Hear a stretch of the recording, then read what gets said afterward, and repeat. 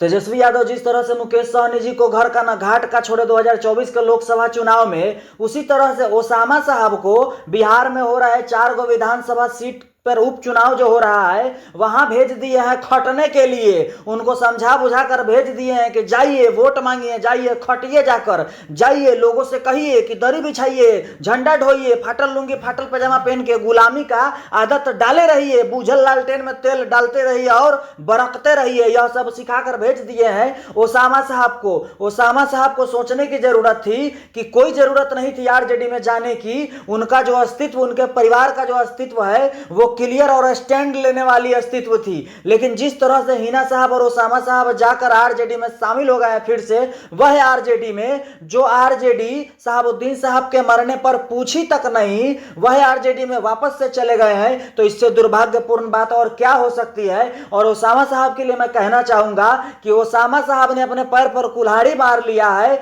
Osama साहब की राजनीति शुरू होने से पहले ही खत्म हो गई है। आप देख लीजिएगा 2025 के बिहार विधानसभा चुनाव में फिर से धोखा मिलेगा हिना साहब को भी और ओसामा साहब को भी।